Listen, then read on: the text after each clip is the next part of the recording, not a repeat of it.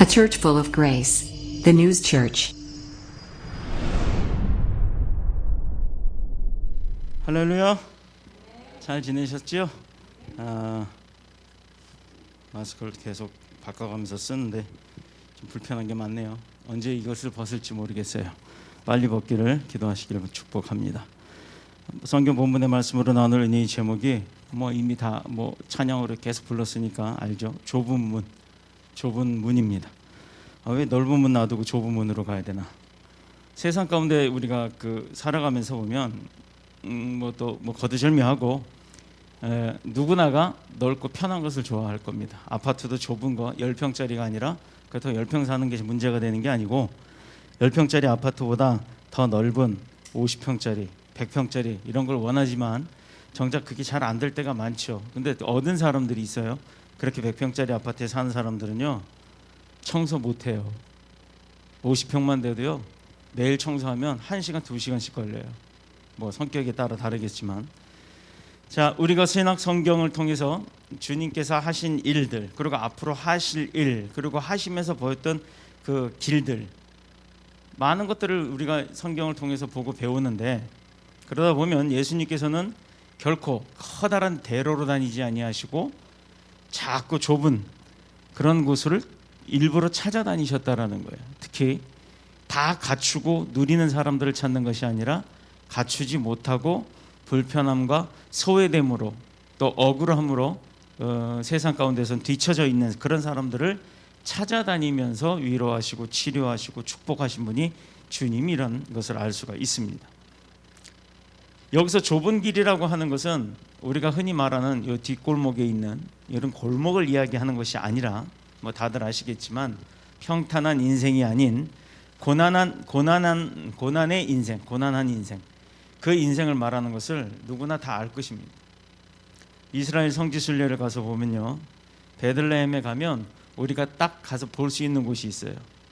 그 베들레헴 예수님 탄생 기념교회, 즉 우리가 흔히 알고 있는 베들레헴의 마구간이 있었던 자리, 이미 지금 2500년 가까이 2000년이 지났기 때문에 그곳은 없어지고 그 위에 아주 멋들어지게 이런 돌 모양으로 된 돌 성벽을 쌓아서 예배당을 지어놨습니다.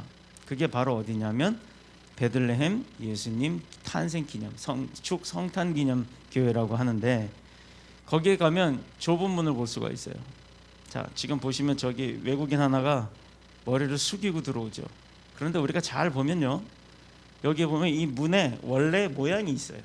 이 아치형의 원래 모양이 있었는데 원래 모양은 저렇게 큰 문이었습니다. 그런데 로마 시대에 점령을 당하고 나서 로마 군인들이 저 성전에 들어오는데 자기네 황제의 집이 아니고 이스라엘 백성이 섬겼던 신의 집이다 보니까 어떻게 하고 왔느냐, 그 큰 말을 타고 떠거덕 이 바닥을 잘 보시면 다 돌바닥이에요. 저런 대리석으로 이렇게 막 돌을 잘라다가 해놨으니 얼마나 따그닥 거렸겠어요. 그 성전을, 거룩한 성전을 따그닥 거리고 들어오니까 이제 섬기던 제사장들이 이거는 뭔가 아니다. 그래서 돌문을 막기 시작했습니다. 저렇게 막아놓고 결국은 문을 좁게 만들어놨어요.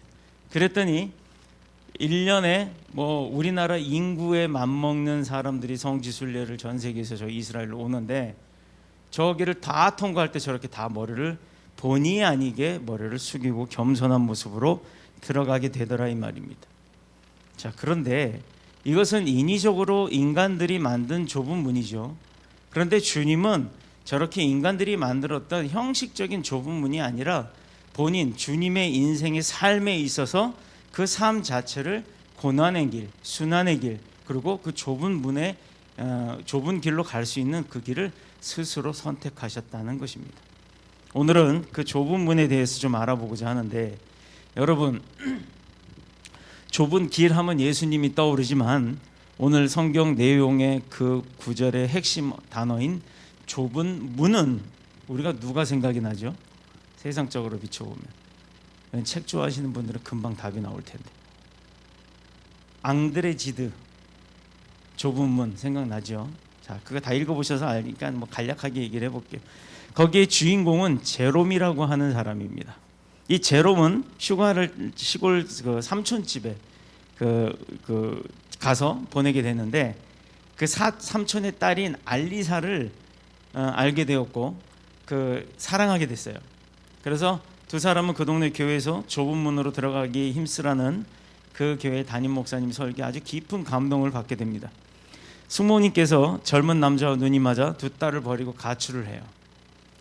제롬은 불쌍한 그 사촌 여동생이었던 알리사를 위해 내가 저 알리사를 위해 평생 헌신하고 살아야겠다 라고 작정을 하고, 그것이 자기에게 있어서 설교에서 들었던 좁은 문이다, 내가 가야 할 좁은 문이다, 희생의 길이다 라고 생각했어요. 근데 알리사는 그 알리사의 여동생인 줄리엣도 그 제롬을 사랑하고 있었어요. 그러니까 언니 동생이 둘 다 제롬을 사랑하잖아요. 그러다 보니 동생을 위해서 언니인 알리사가 제롬을 포기합니다. 동생을 위해서 제롬을 포기하고 자신은 더 깊은 신앙의 세계로 들어가 오직 주님만 사랑하는 것이 자기 인생에 있어서 좁은 문이다, 이게 내게 주어진 것이다. 그래서 그 제롬을 사랑하는 언니 알리사가 여동생을 위해서 떠나버립니다. 실제로 알리사는 제롬 없이는 살아갈 수 없을 뿐만 아니라 세상의 모든 것이 무의미하다라고 할 정도로 그렇게 생각을 하고 마음먹고 살았던 사람인데, 그럼에도 불구하고 그 제롬의 사랑을 여동생을 위해서 포기합니다. 한편 동생인 줄리엣은 제롬에게는 언니인 알리사밖에 없다라는 것을 알았어요. 아, 제롬은 언니를 사랑하는구나 라는 것을 알아요. 그런데 자기 동생, 자기 자신에게는 사랑이 이만큼도 없는 그런 제롬을 알고서도 결혼에 골인을 하고 맙니다. 그런데 사랑하는 사람과 결혼을 해도 행복할까 말까인데 자기를 사랑하지 않는 사람과 결혼을 하고 나니 그 결혼 생활은 불행할 수밖에 없었어요. 자, 언니 알리사가 신앙이 깊어지면 깊어질수록 제롬의 그 사랑, 그리고 주님에 대한 헌신 사이에서 왔다 갔다 하는 거예요. 제롬이 아직도 나를 사랑하고 내 동생하고 결혼했지만 내 동생을 사랑하지 않기 때문에 저렇게 불행하게 살고 있는데, 나는 하나님을 사랑하기로 서원을 했으니 하나님의 섬김, 하나님을 섬기는 것과 인간적으로 그 제롬을 사랑하는 마음과 그 가사에서 갈등을 하기 시작합니다. 자, 그래서 고통을 받기 시작하죠. 그러다가 그녀는 주님께로 나가는 이 좁은 길을 둘이서 함께 갈 수 없음을 깨닫고, 진정한 사랑의 완성이란 오직 주님 품 안에서 이루어질 수밖에 없다라는 것을 알고 결국 자신의 순결함을 지키기 위해 세상을 등지고 자살을 선택합니다. 자, 이게 바로 앙드레 지드의 그 좁은 문의 골자예요. 자, 그러면 제롬, 알리사, 그리고 또 누구였죠? 여동생? 줄리엣. 알리사와 줄리엣은 자매고 제롬은 사촌 오빠가 되는 거죠. 자, 그런데 앙드레 지드의 이 좁은 문을 읽어보면 읽는 사람에 따라서 각각 다양한 결과와 감동을 도출하게 됩니다. 오늘 본문의 말씀은 사실 주님이 말씀하셨던 산상수훈, 우리가 잘 아시죠? 주님이 산으로 가서 오병이어의 기적을 일으켰던, 사람이 너무 많이 모이니까 동네 마을에 어디 모일 곳이 없어서 들로 올라가서요. 산으로 올라가서 그 산 넓은 데서 이렇게 줄로 앉아갖고 설교를 하셨던 그때 이야기들, 그걸 산 위에서 했던 수훈이다 해서 산상수훈이라고 얘기하는데 그 중에 하나예요. 제일 핵심입니다. 그 산상수훈의 많은 말씀들 중에 오늘 말씀이 바로 핵심 단어가 들어가 있는 거예요. 오늘 말씀만 잘 들으시면 산상수훈의 많은 이야기들을 다 이해하실 수가 있습니다. 심령이 가난한 자는 복이 있나니로부터 시작한 우리 그 찬양도 있죠. 심령이 가난한 자는, 우리 그 산상수훈의 팔복에 대한 그 8가지 복 받는 비결에 대한 이야기들이 있어요. 그 중에 심령이 가난한 자는 복이 있나니, 자, 이게 바로 산상수훈의 첫 스타트입니다. 좁은 문으로 들어가기 힘쓰라, 이게 바로 결론이에요. 다른 거 없어요. 좁은 문으로 가기를 힘써라. 자, 하나님의 말씀은 결코 이론이나 탁상 공론이 아니라 우리의 삶에 있어서 실제적으로 적용이 되는 이야기다라는 거예요. 왜? 예수님께서 이 땅에 오시기 전에 하나님께서 구약 시대에 선택되어진 이스라엘 백성, 즉 지금의 유대인이라고 하는 사람들, 그 있잖아요. 이렇게 토라라는 성경 읽고 여기 머리 남자는 무조건 8살 태어나면 6개월 이내에 할례하고 여기 이거 구렛나루라 그래요. 이거 길러가지고 꼬불꼬불꼬불하게 만드는 그리고 이렇게 무슨 중절 모자에 이스라엘에 가보면은 왜 그 한여름 그 더운 여름에도 정장 옷을 까만 옷 정장 옷 제가 오늘 그렇게 입고 왔거든요. 웃더리 빼고 검은 바지에 흰 와이셔츠 이러고 다녀요. 그 위에 검은 양복.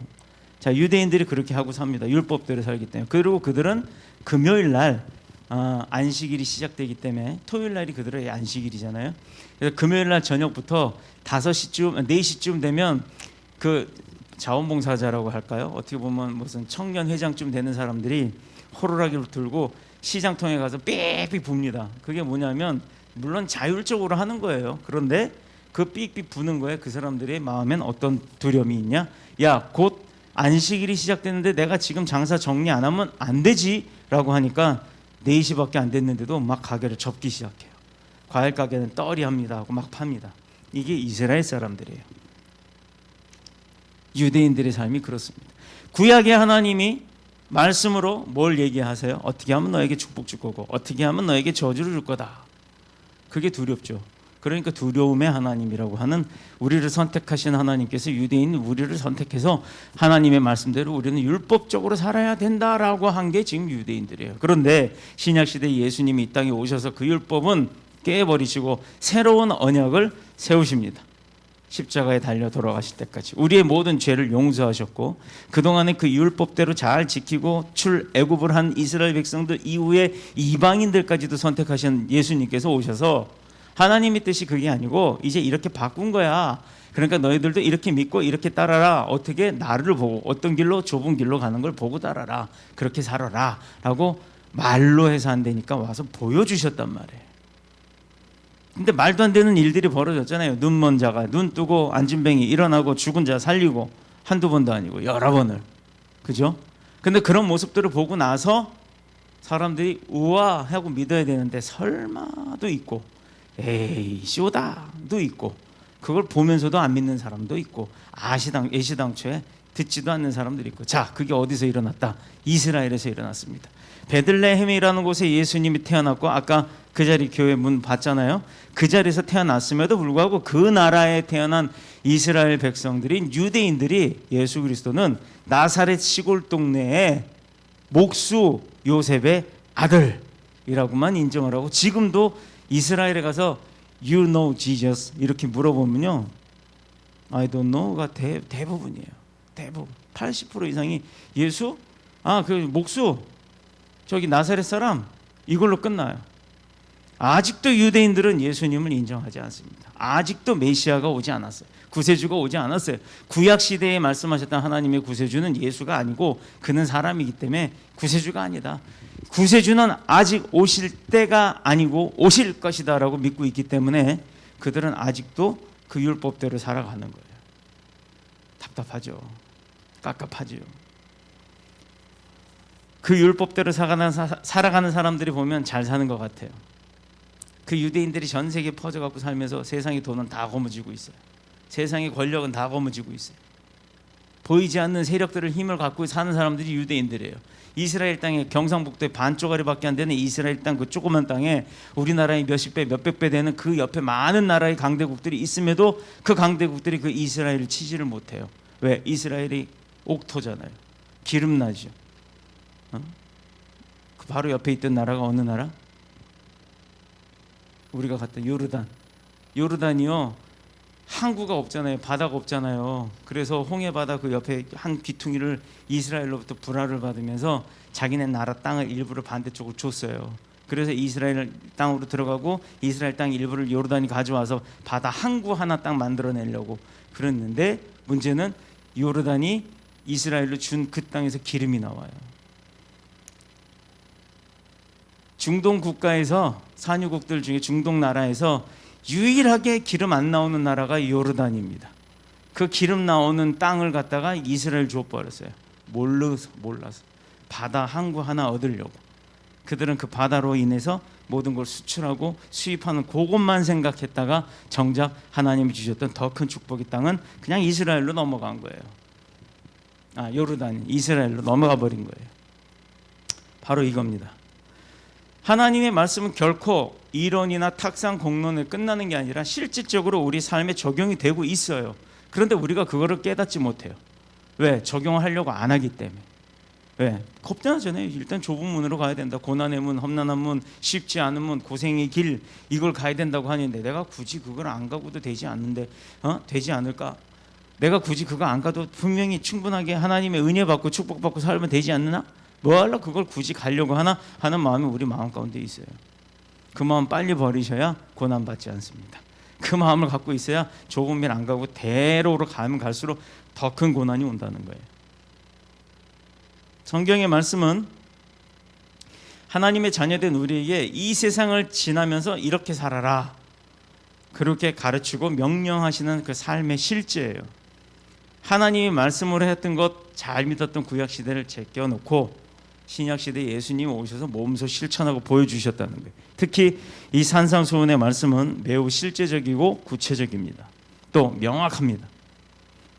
예를 들어 악한 자를 대적치 말고 내 오른뺨을 치면 뭐 해라? 왼뺨도 내라. 그렇다고 또 바보같이 때렸다고 하니까 이것도 때려, 이렇게 내는 그 말이 아니에요. 성경을 핵심적으로 문구적으로만 보지 마세요. 그 배경과 그 말을 하게 된 그 목적이 무엇인지를 살펴봐야 됩니다. 억지로 오리를 동행하든 심리를 함께 가라. 또 구하는 자에게 주고 빌리고자 하는 자를 거절하지 말라 등 이렇게 구체적으로 우리가 살아야 할 이야기들이 나와 있습니다. 그렇다면 21세기의 지금 시대에 우리 살아가는 우리 모습 속에서 좁은 문은 그럼 어떤 삶일까요? 여러분의 삶은 어떤 게 좁은 문이에요? 어떻게 살아야만 주님의 가르침대로 우리가 그 좁은 문으로 들어갈 수 있는 삶을 살 수 있을까? 어떻게 해야만? 이제 이게 궁금하죠. 어떻게 해야 좁은 길로 나가는 참신앙이 될 수 있을까? 나는 이게 좁은 문인 줄 알았는데, 좁은 길인 줄 알았는데 알고 봤더니 넓은 길이었네. 좋죠. 누가 부산에서 서울까지 산길 들길 무슨 뭐 특전사도 아니고 몇 날 며칠을 걸어서 그렇게 오고 싶어 하겠어요? 제일 좋은 건 비행기 타고 한 30분 만에 올라오는 거. 그 다음에는 고속도로, 뭐 KTX 타고 고속도로 타고. 자, 그런데 그렇게 오려면은 뭐예요? 제일 빠르게 오면 빠르게 올수록 돈이 많이 들어가죠. 그죠? 그만큼 돈이 내가 있어야 되잖아요. 능력이 있어야 되잖아요. 그런데 능력이 없는 내가 능력도 없으면서 능력이 있는 사람들 것만 바라보면 우리 속담에 뭐 있어요? 뱁새가 황새 쫓아가면 가랭이가 찢어진다. 황새는 한 번이지만 뱁새는 수십 번을 뛰어가는 거잖아요. 그렇다고 믿음의 백성들이 믿음이 안 좋아서 뱁새란 얘기가 아닙니다. 비유예요, 비유. 자, 말씀을 듣기만 하고 끝낸다면 소용이 없다라는 거예요. 자, 지금 양심을 가슴에 두고 8시 알람 맞춰놓으신 분, 안 맞춰놓으신 분 있으시면 빨리 맞추세요. 담임 목사가 세상 기도하고 있는데 떼굴떼굴 굴러다니는 사람도 봤어. 8시 정시에 본인 할 일 다 하는 사람도 봤어요, 내가. 중요한 것은 합심이에요. 아무리 누가 많이 기도하고 이게 중요한 게 아니에요. 같은 사람이 같은 목적을 놓고 합심해서 기도하는 거. 그게 중요해서 그 시간을 맞춘 거예요. 그러니까 최대한을 다 맞춰서 8시 알람 딱 울리면 하던 일 잠시 내려놓고 1분이 됐든 10분이 됐든 1시간이 됐든 기도하세요. 그렇게 해야, 행해야만 좁은 문이 내게 이루어지는 겁니다.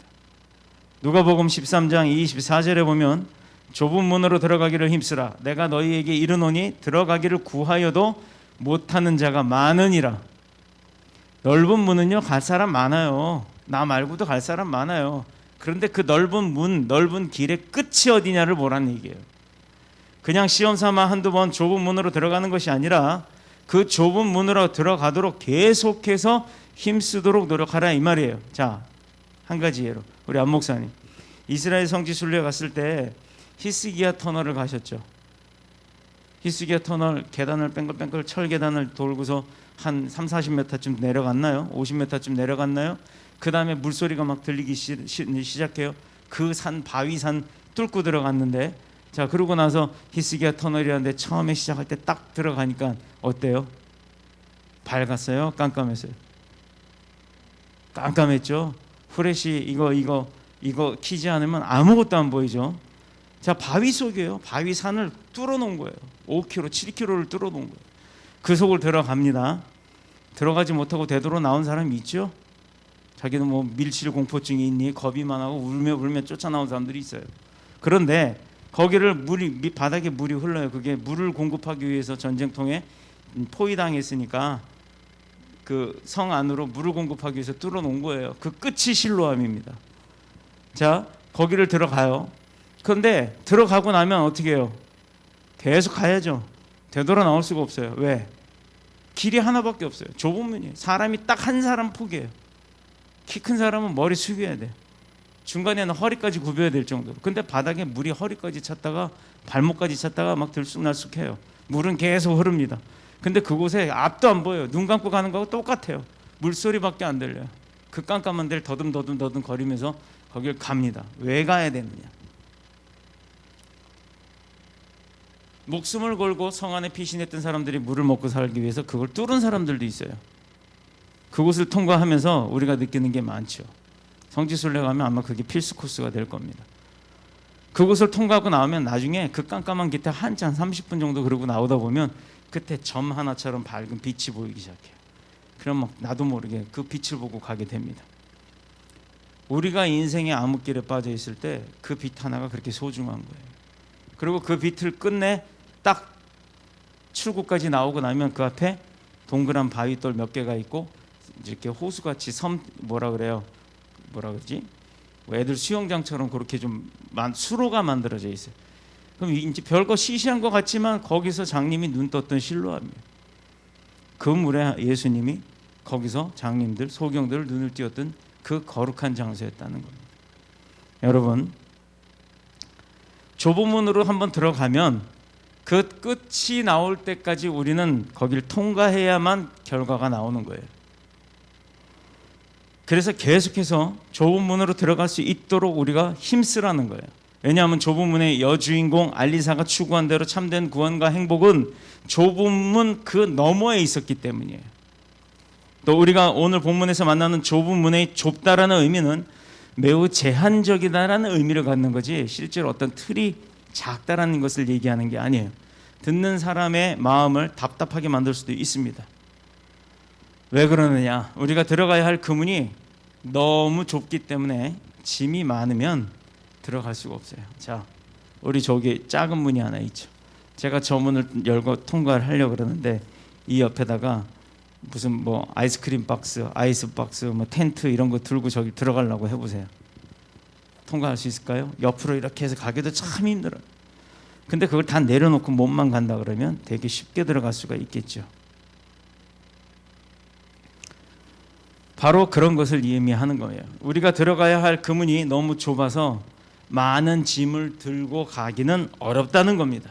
들어갈 수가 없다는 거예요. 그것을 암시하는 거예요. 그래서 제한적일 수밖에 없습니다. 이것은 우리의 소유에 있어서 우리가 갖고 있는 것들, 또 그게 짐이 되고 또 마음에 무거운 고통이 되고 여러 가지 어려움의 형편들이 될 수 있습니다. 그것들을 다 모두 모아서 내려놓고 가야 한다는 거예요.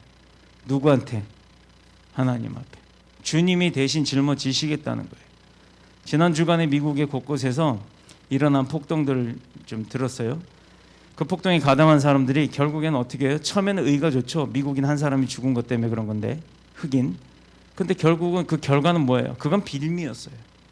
결국은 우리나라 교포들 가게를 털고 불을 지르고 물건들을 훔쳐가는 도둑질에 그냥 그 나락으로 떨어지고 만 거예요.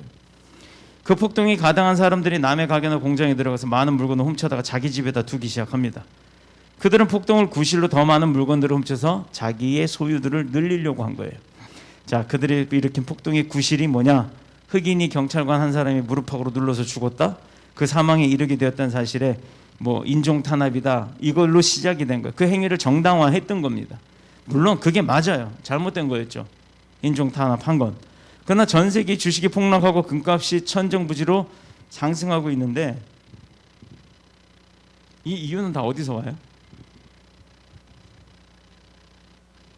응? 사고 싶은 사람이 많으면 파는 게 적으면 당연히 올라가잖아요. 이거 뭐 경제학에서는 인플레라 그래요, 뭐라 그래요. 하여튼 그렇잖아요. 금값이 올라가는 거는 그 가치를 인정하는 사람이 많아지니까 올라가는 거예요. 금이 항상 모든 원소 기호에서 1등이라서 그 금값이 올라가는 게 아니란 말이에요. 제가 그래서 위치보다는 가치를 중요시 여기라고 했잖아요. 지구촌의 사람들이 소유욕이 있기 때문이라는 겁니다. 자꾸 내가 내 거를 좀 더 많이 얼마만큼이라는 게 없어요. 차가 없는 사람은 차 갖고 싶고 차가 한 대 있었으면 좋겠는데 차가 있는 사람은 2대 있기를 원하고 또 2대 있는 사람은 좋은 차가 있기를 원하고 이렇게 자꾸 바뀌는 겁니다. 심지어 교회들조차도 막대한 빚을 끌어다가 성공과 행복의 거품을 만들어내고 있다라는 거예요. 한동안은 빚을 갚기 위해 새로운 빚을 져야 하기도 하지만 이제는 너나 할 것 없이 빚을 갚을 능력조차도 탕진하고 없다라는 겁니다. 이게 바로 오늘날에 우리가 살아가는 이 21세기에 살아가는 많은 사람들의 현실이에요. 자, 왜 이런 결과를 가져왔나? 1960년대 대한민국은 참으로 가난했습니다. 그러나 우리도 잘 살아보자 하고 선택한 게 하나 있죠. 그것은 국가의 경제 부흥을 위한 좁은 길, 아주 험난한 길이었어요. 예를 들자면 그거 뭐 아는 분들이 있을 거예요. 쌀을 도정할 때 많이 깎아내면 쌀이 하얗고 맛있어지죠. 그런데 영양가는 없기 때문에, 그리고 수량도 그 생산량이 줄기 때문에 대통령이 명령으로 많이 깎지 못하게 했어요. 일회용 젓가락 사용도 금지했습니다. 새마을 운동을 또 시작도 했죠. 대기업들에게 많은 혜택을 준 만큼 서민들은 어려웠어요. 이 모든 것들이 힘들고 불편했지만 오늘의 우리는 대한민국을 이만큼 성장하게끔 만들어 놓은 원동력이긴 합니다. 그러나 더 이상 사람들은 이제 그런 일들을 다시 하려고 하지 않아요. 이제부터는 남은 배려하고 국가도 배려하고 그 안에서 나만 잘 먹고 잘 살면 된다라는 아주 이기주의, 물질 만능주의, 아주 팽배한 그런 마음의 가짐을 갖고 살기 때문에 좁은 문으로 갈 수가 없는 겁니다. 자꾸 손에 쥐고만 가려고 하니까 저마다 넓은 길로 가려고 합니다. 그러다 보니 손바닥만한 국토가 서로 막 찢어 먹으려고 하다 보니까 황폐화되고 말았어요. 미국처럼 땅덩어리 넓은 나라는 주 정부마다 다 따로 자치제를 갖는다 하더라도 그만큼 먹히고 살겠죠. 그런데 우리나라는 얼마나 좁아요. 그런데 정부 지방자치제 해놓고 나니까 서로 다 자기 잘났다고만 살아요. 그게 뭐 잘못된 것만은 아니겠지만 방법들이 좀 틀린 게 많더라 이 말입니다. 더 나아가서는 이제 국토보다 먼저 사람들의 마음이 오염되고 황폐화되고 말았다는 겁니다. 좁은 문, 이게요 결코 좁은 문이라는 것 자체가 신앙의 세계의 해결책만은 아니에요. 국가도 개인도 회사도 가정도 좁은 문을 선택하지 않는다면 더 이상의 미래는 없다라고 볼 수밖에 없습니다. 좁다는 것은 많은 사람들에게 함께 갈 수도 없다라는 것을 의미하기도 해요. 좁은 곳에 많은 사람이 함께 가려면 질서정연하게 가야죠. 여러 사람이 좁은 문에 자 5초 안에 들어와 하고 땅 하고 문 열어놓고 좁은 문 하나 열어놓고 수만 명 있다 그러면 다 거기 껴서 죽을 거예요. 이것은 우리가 살고 있는 세상과 소속된 사회에서 어떻게 우리가 처신하며 살아가야 하는지에 대해서 암시해 주는 겁니다. 더 정확히 말하면 세상 사람들과의 관계, 우리 그거 있어요. 천상천하 유아 독존. 하늘과 땅을 통틀어서 나 하나밖에 없다. 그럼 혼자 살아야죠. 그 사람은 혼자 좁은 문을 다니든 큰 문을 다니든 아무 문제 없이 다닐 겁니다. 그런데 외롭다는 거예요. 혼자 해결할 수 있는 게 한계가 있으니까. 더 정확히 말하면 세상 사람들과의 그 관계, 사람들보다 더 많은 사람들과 더 많은 관계를 사람들은 맺기를 원합니다. 그래서 많은 사람들을 만나고 방문하고 그들과의 돈독한 그 친밀한 관계를 유지하기 위해서 식사도 하고 뭐 별짓 다 하죠. 많은 시간과 물질과 정력을 소모하면서 그것을 당연하게 생각합니다. 이게 사업이니까, 이게 세상 사람들과의 교제니까. 뭐 목사님들도 마찬가지예요. 만나면 식사하고 들어가 여러 가지 이야기들 하고 사역들에 대해서 이야기하고 합니다. 더 많은 사람들 관계를 위해서 페이스북 또 트위터 같은 것, 또 SNS를 통해서 많은 네트워크 형성을 통해 유대 관계를 이어가는데 이제 이게 또 문제가 되네. 내 친구가 많지 않으면 괜히 뭔가 내가 밀리는 것 같다는 느낌이 들어서 생판 모르는 사람한테 친구 막 눌러놓고, 그리고 조회수가 뭐 몇 회가 있다 없다 그것 때문에 신경 써가지고 뭐 있지도 않은 건 막 갖다 올려놓고 이렇게 하는 사람 등등등. 요즘 가짜 정보가 얼마나 많아요. 또 그것을 이용해서 뭐 자기가 미국에서 사는 미군인데 어쩌고 저쩌고 이런 거 오는 거 있잖아요. 돈 보내달라고 하는 거, 그런 거 사기들도. 그러나 주님은 이렇게 많은 사람들에게 집중을 하지 않고 아주 소수의 네트워크에만 관심을 가졌다라는 거예요. 약하고 불쌍한 자들에게 아주 집중하셨다는 겁니다. 우리가 살아가면서 실상은 그렇게 아무리 많아봤자, 저도 이 핸드폰에 전화번호가 있는데 뭐 몇천 명 돼요. 그런데 이 몇천 명을 정리를 못해서 그런 거예요. 다 보면 다 쓸데없는 사람들이에요. 이제는 뭐 이 번호가 그 사람 번호인지 아닌지도 몰라요. 다 정리하고 싶은데 너무 많아요. 이렇게 많이 있어봤자 정작 필요한 사람은 자주 만나는 사람, 그 사람들밖에 없다는 거예요. 피라미드를 쌓아 올린 파라오 왕에게 많은 노예가 필요했죠. 그래서 많은 노예가 있어야 그 탑을 쌓을 거 아닙니까? 그런데 하나님이 사람들에게는 그렇게 많은 인간관계가 필요 없다라는 겁니다. 정말 우리에게 필요한 관계는 주님과 나, 그 1대1의 관계가 제일 중요해요. 주님이 내게 맡겨주신, 그리고 내 주변에 있는 믿음의 형제 자매들, 이 사람들이 가장 중요한 나의 네트워크입니다. 저는 지난 주간에 은혜를 많이 받았어요. 제가 신학을 할 때 엠바운즈라고 하는 사람이 쓴 책, 기도의 힘, 기도의 능력이라는 것을 한 3번 정도 읽고 논문도 쓰고 그랬었는데, 그 많은 감동을 받고 그랬었는데 그 기억을 목회 시작하고 나서 몇 년 동안 싹 다 잊어버린 거예요. 지난 몇 주간에 책장사에서 어떻게 책장을 이렇게 좀 뒤져보다 보니까 그게 뒤편에 넘어가 있더라고요. 그래서 다시 읽어봤습니다. 근데 그 가운데 십자가에 못 박힌 설교만이 진정한 생명을 줄 수 있다. 십자가에 못 박힌 설교는 십자가에 못 박혀 본 사람만이 알 수가 있고, 그 사람을 통해서만이 구절구절 가슴에 못이 박힐 정도로 전달이 된다라는 내용이에요. 스승의 가르침에 십자가가 없는 설교, 그건 설교가 아니라는 말씀. 늘 십자가 생각하고 그렇게 설교를 하려고 애를 썼습니다. 그게 저였어요. 그래서 십자가 설교를 많이 했다고 생각했는데 지금 생각해 보니까요, 아직도 부족한 게 한두 개가 아니에요. 그러니 그렇게 부족하고 모자라고 아직도 형편없는 저를 이렇게 쓰시는 하나님의 은혜가 얼마나 감사한지, 주님의 은혜가 아니고는 될 수가 없다라는 것을 다시 한번 깨닫는 좋은 시간들이었습니다. 많은 설교들 중에 일부의 설교가 영혼을 살리는 것이 아니라 오히려 영혼을 죽일 수 있는 설교가 있다라는 것. 우리 인터넷에 보면 무지하게 많잖아요. 제가 가끔 웬만하면 저 다른 목사님들 거 안 보는데 보다 보면 하고 한숨이 나올 때도 있어요. 쌀밥을 먹어본 사람만이 쌀밥의 맛을 아는 겁니다. 성령 체험이 있는 자가 성령님에 대해서 이야기할 수 있는 거예요. 하루 일과 중에 과연 얼마나 주님을 만나고 주님께 의뢰하고 의탁하고 허락받고 사셨습니까? 수많은 사람과 만날 때 주님과 얼마나 많이 만났어요. 사람들은 그렇게 많이 만났으면서도 주님과는 그 하루 중에 대체 몇 번을 만나보셨습니까? 수도 없는 전화통화를 하죠. 저도 무지하게 많이 와요. 근데 그렇게 많은 사람들과 수도 없는 전화통화를 하면서 하나님 앞에는 얼마나 기도를 해보셨습니까? 사랑하는 여러분이나 방송으로 또 예배드리는 분들에게만 묻는 질문이 아니에요. 이것은 설교자인 저 자신에게도 묻는 질문입니다. 저도 똑같았다는 거예요.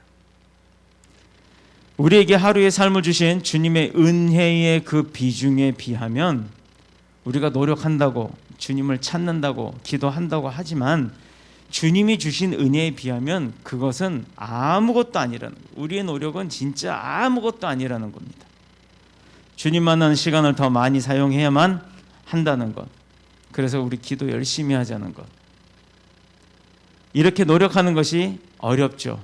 그래서 좁은 문이 우리에게 주어지는 겁니다. 바로 이것이 좁은 문이요, 좁은 관계가 되는 겁니다.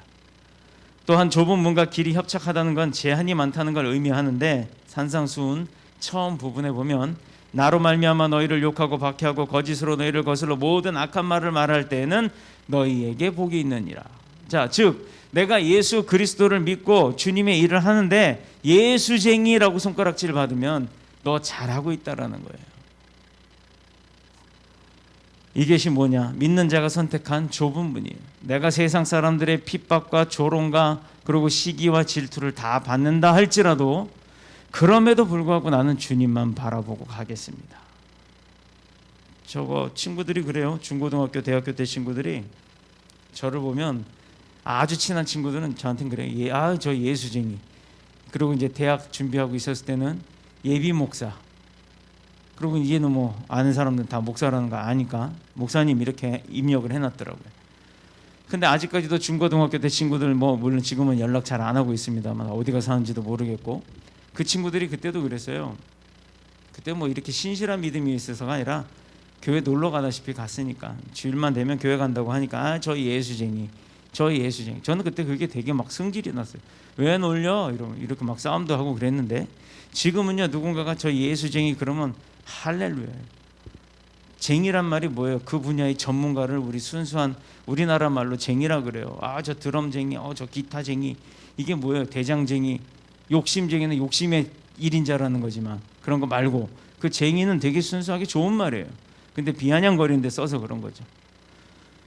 내가 예수쟁이란 얘기는 내 모습에서 예수님이 보인다는 거 아니에요. 그러면 그거만큼 성공한 게 어디 있어요? 그게 바로 좁은 문이죠. 오늘 이 말씀, 너가 핍박받는 거 너에게 복이 있다.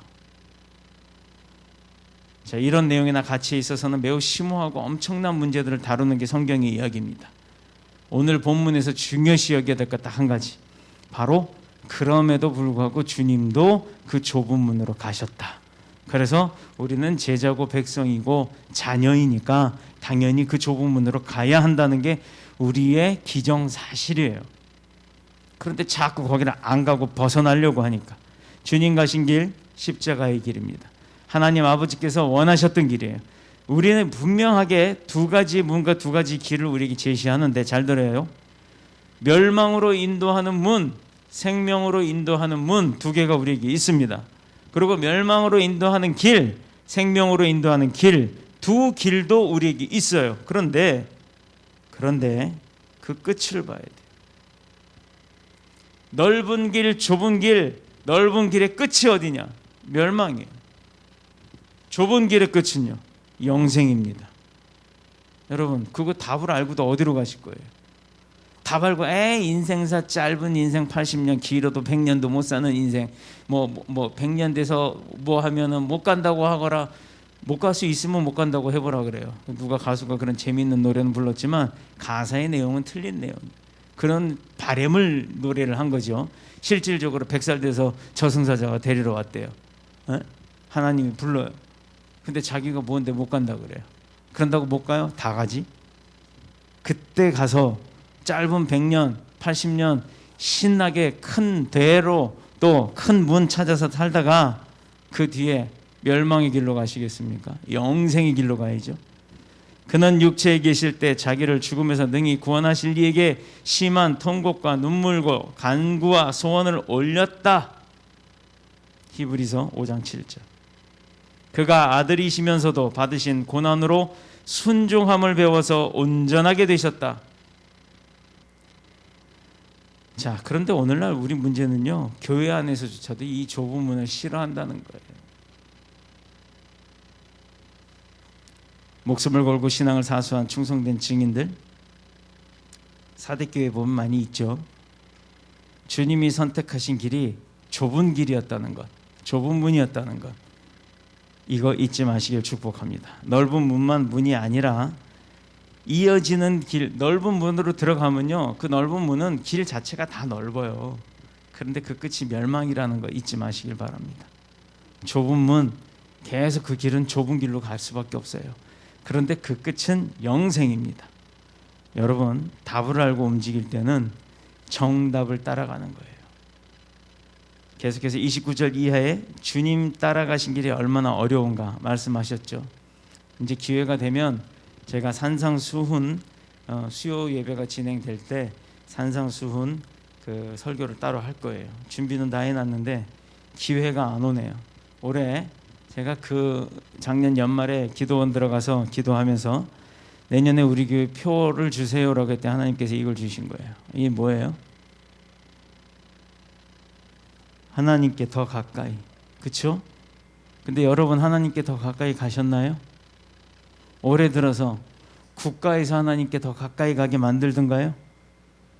국가의 권력을 배제하고 세상에서 그 눈에 보이지 않는 세균 덩어리가 하나님 앞에 더 가까이 가게 만들던가요? 이렇게 방해하는 세력이 세상에 퍼져 있습니다. 그 안에 우리가 들어가 있어요. 우리의 소원은 하나님께서 이제 좀 가까이 지내자라고 했을 때 가까이 갈 수 없게끔 만들어 놓고 있어요. 그런데도 불구하고 지금 나오신 여러분들은 하나님으로부터 인정받는 자들인 줄로 믿고 축복합니다. 주님이 선택하신 십자가 다름 아닌 좁은 길이고 좁은 문이었습니다. 우리가 그 십자가에 달릴 수는 없지만 내가 달려야 할 그 십자가에 주님이 대신 달리셨지만 우리가 그런 주님을 잊지 않고 주님과 함께 동행하는 삶을 산다면 우리도 그 좁은 길에 동참하는 겁니다. 이것을 믿고 하나님 앞에 늘 겸손함으로 또 말씀에 순종함으로 주님과 함께 동행하는 삶을 사시기를 그리스도 예수님의 이름으로 축복합니다. 축원합니다. 기도드리겠습니다.